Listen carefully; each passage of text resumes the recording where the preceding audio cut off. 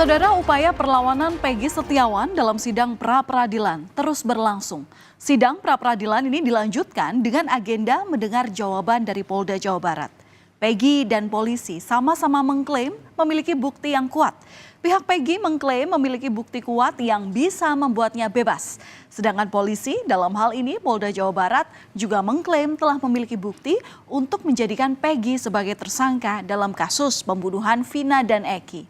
Lalu, bukti siapa yang paling kuat? Polda Jawa Barat percaya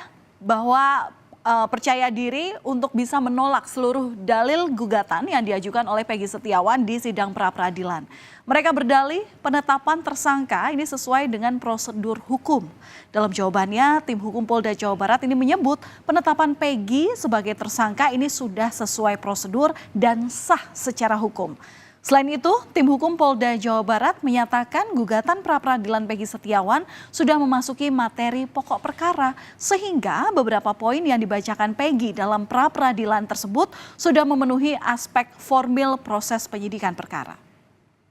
Dimaknai bahwa bukti permulaan yang cukup dan bukti yang cukup adalah minimal 2 alat bukti yang termuat dalam pasal 184 Undang-Undang 8 tahun 1981 tentang hukum acara pidana, maka demikian tidaklah beralasan secara hukum apabila pemohon mendalilkan bahwa termohon tidak menganalisa secara hukum terhadap bukti yang dianggap cukup dalam menetapkan tersangka terhadap pemohon oleh termohon sehingga pemohon menganggap tidak sah, sehingga dalam demikian dalil pemohon sangatlah keliru dan harus ditolak.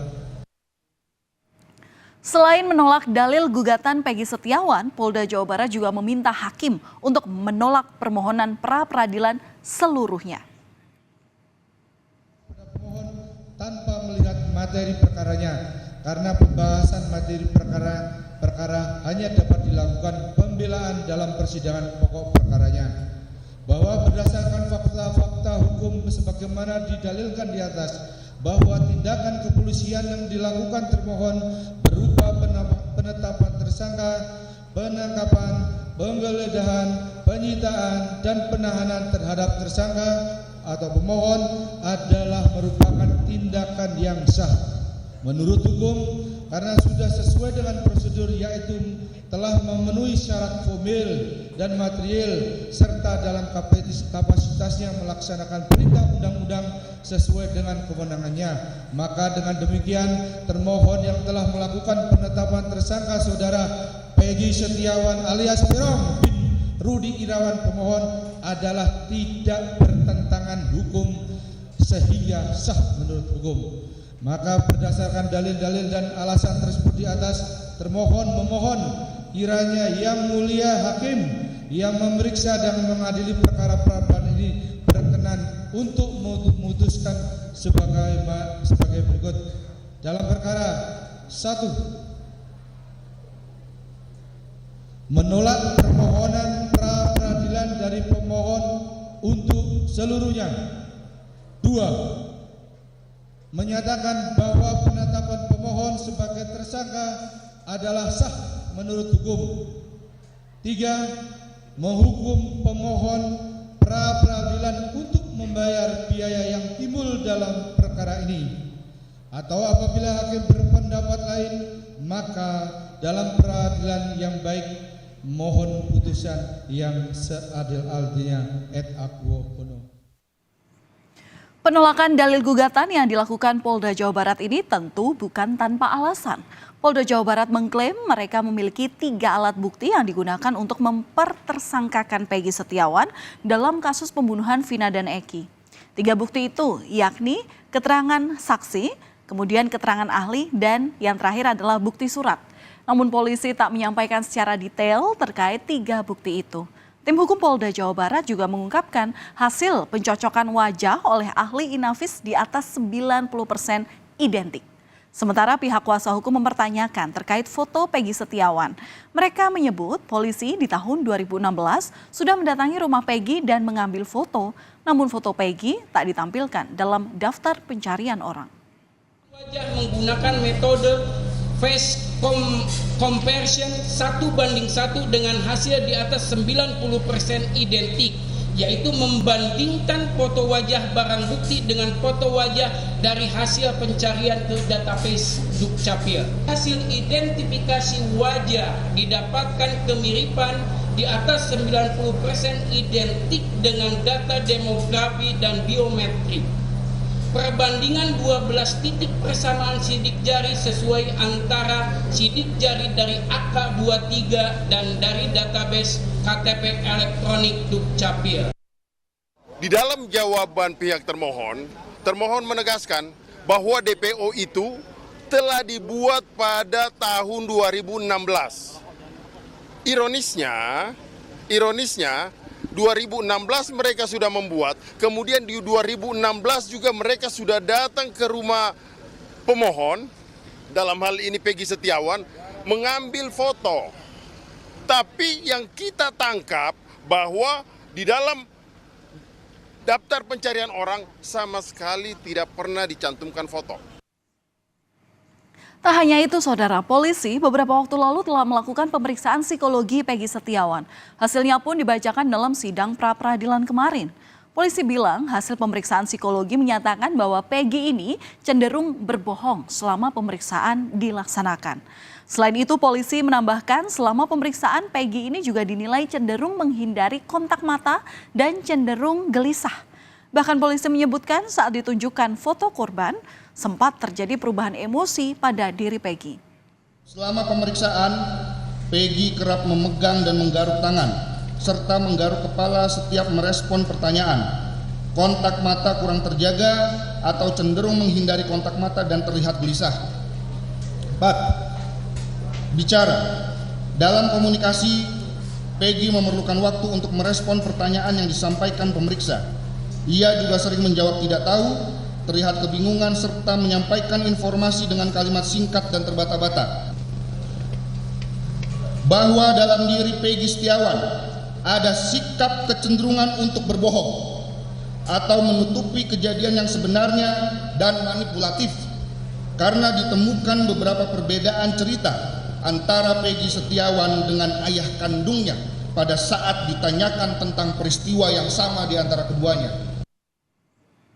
Usai persidangan, tim kuasa hukum Peggy Setiawan mengatakan bahwa seluruh isi jawaban dari tim bidang hukum Polda Jawa Barat tidak menjawab seluruh materi gugatan. Oh, kami membantah, sebab kami lihat jawaban dari mereka itu ngelantur. Saya bilang mengatakan mengelantur, apa yang kami tanya, mereka menceritakan masalah BAP. Ini bukan masalah BAP, gitu loh. Nggak nyambung. Berarti intinya dalam replik nanti akan membantah seluruh jawaban. Oh jelas. Yang penting kami gini, yang penting hakim benar-benar independen dan tidak takut sama intimidasi. Kasus pembunuhan Vina dan Eki ini menarik perhatian banyak pihak. Salah satunya adalah mantan Bupati Purwakarta, Deddy Mulyadi. Deddy bahkan hadir dalam persidangan pra-peradilan dan berdialog dengan sejumlah saksi yang juga diperiksa oleh polisi. Selain menyajikan pernyataan dari berbagai pihak yang diduga terkait secara objektif, Deddy juga mengaku berperan memberikan advokasi sosial bagi keluarga Peggy Setiawan. Akan menanggapi materi persidangan tadi, karena itu bukan ranah saya untuk menilai, itu adalah ranahnya para pengacara. Kan? Saya ini tugasnya adalah satu, menyajikan setiap keterangan semua pihak, dari kanan, dari kiri, bawah, atas, tengah, secara objektif, sehingga narasinya dibaca oleh publik secara sempurna, tidak menyesatkan dan tidak disesatkan. Itu yang pertama. Yang kedua adalah memberikan advokasi sosial bagi warga yang berperkara. Karena Kuasa hukum Peggy Setiawan menegaskan proses penetapan tersangka Peggy Setiawan ini tidak sesuai prosedur. Dalam sidang pra-peradilan kemarin, kuasa hukum Peggy Setiawan mempertanyakan prosedur gelar perkara yang dilakukan oleh polisi karena polisi diduga tidak pernah melakukan pemeriksaan sebagai tersangka. Bahkan sejak ditetapkan sebagai DPO hingga ditangkap oleh polisi, Peggy tidak pernah diperiksa sebagai saksi atas kasus pembunuhan Vina dan Eki. Sementara, saudara, dalam pembacaan duplik, Polda Jawa Barat ini menolak seluruh dalil-dalil gugatan yang disampaikan tim kuasa hukum Peggy pada replik. Pihaknya menyebutkan bahwa segala tahapan untuk menetapkan Peggy sebagai tersangka pembunuhan Vina dan Eki sudah sesuai prosedur dan hukum yang berlaku. Sebelumnya, saudara, pada sidang pra-peradilan, kuasa hukum Peggy Setiawan menyinggung Ibtu Rudiana ayah Eki yang tak pernah dipanggil sebagai saksi di kasus pembunuhan Vina dan Eki. Kuasa hukum Liga Akbar meminta Ibtu Rudiana yang merupakan pelapor awal kasus pembunuhan Vina dan Eki ini transparan ke publik. Pasalnya, tanpa kehadiran Ibtu Rudiana, kasus ini terkesan ditutup-tutupi. Di mana keberadaan Ibtu Rudiana? Pengacara Peggy sempat pertanyakan Ibtu Rudiana ini tidak pernah diperiksa sebagai saksi dan terakhir tampak saat bermain bulu tangkis. Kuasa hukum Peggy akan melaporkan Ibtu Rudiana dengan dugaan perintangan penyidikan atau obstruction of justice. Ia menyarankan penyidik untuk membuka ponsel Vina dan Eki serta CCTV yang sempat diamankan oleh Ibtu Rudiana di tahun 2016 lalu. Dan di tengah hiruk-pikuk perkembangan kasus pembunuhan Vina, ayah Eki, Ibtu Rudiana yang sempat sulit ditemui, ini justru terlihat menghadiri perlombaan bulu tangkis dalam perayaan Hari Ulang Tahun Bayangkara Polres Cirebon Kota, saudara. Tadi juga sempat Anda lihat di layar kaca Anda dalam foto yang diunggah oleh Humas Polres Cirebon Kota, Rudiana ini berfoto dengan Kapolres Cirebon Kota AKBP Rano Hadianto dan Kasat Narkoba AKP Ma'ruf Murdianto. Namun dalam beberapa menit foto itu kemudian dihapus oleh Humas. Patut kita ikuti terus, saudara, perlawanan Peggy Setiawan dalam kasus pembunuhan Vina dan Eki. Apakah bukti Peggy Setiawan lebih kuat dan bisa bebas atau lebih kuat bukti yang dimiliki oleh polisi? Sidang gugatan pra-peradilan akan berlangsung selama 1 pekan dan putusan akhir nanti akan disampaikan pada Senin 8 Juli 2024.